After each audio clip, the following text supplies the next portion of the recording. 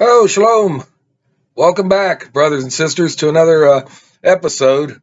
Today I want to talk about the writing on the wall.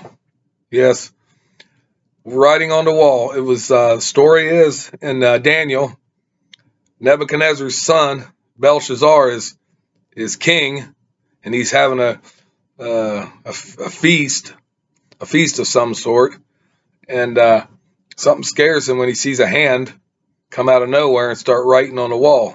I'm going to read this story to you right out of the Bible, right out of Daniel. And it starts in chapter 5. I'm going to read this story. You get your Bible out, check up on me, follow along, or just put it down as a note and study it later. It's chapter 5. It's the feast of Belshazzar. Belshazzar the king made a great feast to 1,000 of his princes and drank wine before the 1,000. So there's 1,000 people. There's a lot of people there. Belshazzar, whilst he tasted the wine, commanded to bring the golden and silver vessels which his father Nebuchadnezzar had taken out of the temple which was in Jerusalem, that the king and his princes, his wives, and his concubines might drink of them.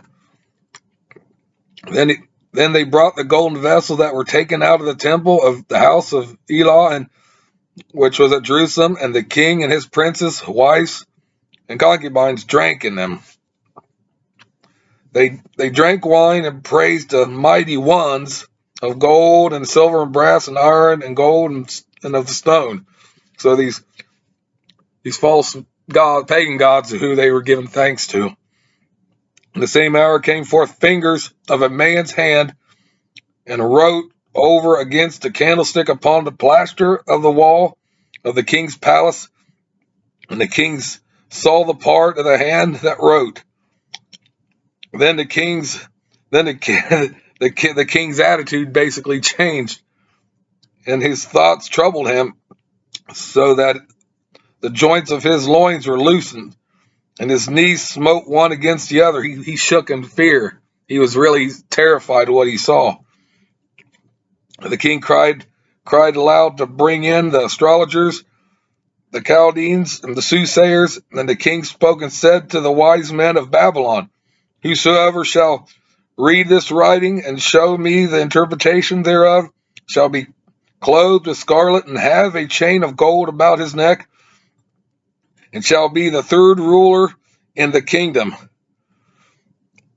Then came in all the king's wise men, but they could not read the writing, nor make known to the king the interpretation thereof. Then was King Belshazzar greatly troubled, and his attitude was changed in him, and his princes were astonished.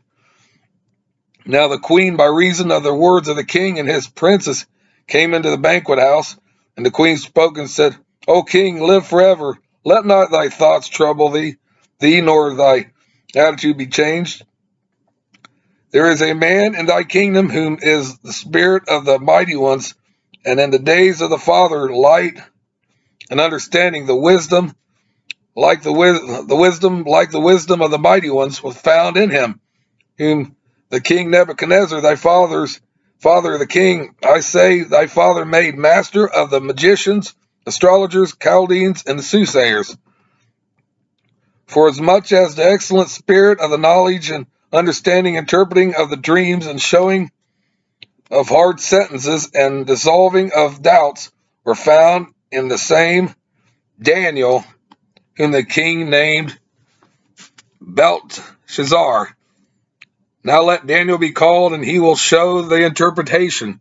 So thankfully she remembered Daniel from from Nebuchadnezzar's dreams, and he was ahead of the magicians, astrologers, and everything. He was the number one, the chief, and they called upon Daniel. Then was Daniel brought in before the king, and the king spoke and said unto Daniel, Art thou that Daniel which art of the children of the captivity of Judah, whom the king my father brought out of Jewry? I have even heard of thee that the spirit of the mighty ones is in thee, and that light and understanding and excellent wisdom is found in thee. And now the wise men and astrologers have been brought in before me, that they should read this writing and make known unto me the interpretation thereof. But they could not show the interpretation of the thing. And I have heard of thee that thou canst make interpretations and dissolve doubts. Now if thou canst read the writing and make known to me the interpretation thereof, thou shalt be clothed with scarlet and have chain of gold about thy neck, and shalt be a third ruler of the kingdom. Then Daniel answered and said before the king, Let thy gifts be to thyself, and give thy rewards to another. Yet I will read the writing unto the king, and make known to him the interpretation. O thou king, the most high, Elah gave Nebuchadnezzar thy fathers a kingdom and majesty and glory and honor. And for the majesty that he gave him, all people, nations, languages trembled and feared before him, whom he slew, and whom he kept alive, and whom he would set up, and who he would put down. But when his heart was lifted up and his mind hardened in pride, he was disposed from this kingly throne, and he took his glory from him. And he has driven from the sons of men, and his heart was made like the beasts, and his dwelling was with the wild donkeys.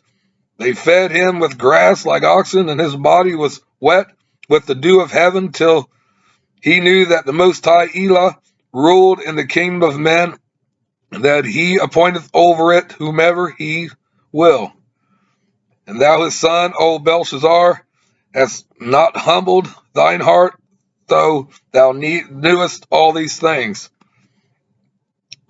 but hast lifted up thyself against the master of heaven, and they have brought the vessels of his house before thee, and thou and thy princes and wives and concubines have drunk wine in them, and thou hast praised the mighty ones of silver and gold and brass, iron, wood, and stone, which see not, nor hear not, nor know.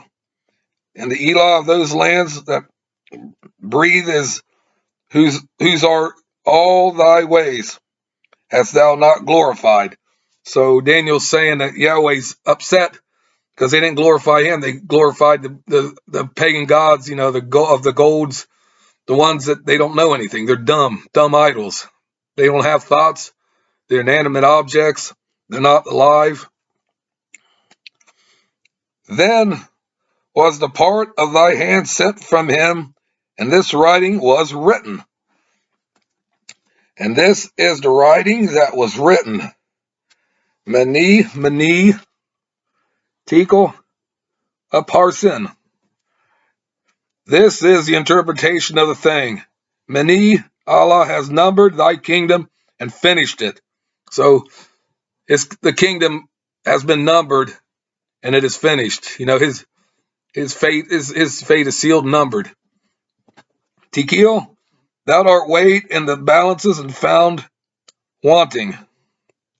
Perez, the kingdom is divided and given to the Medes and the Persians.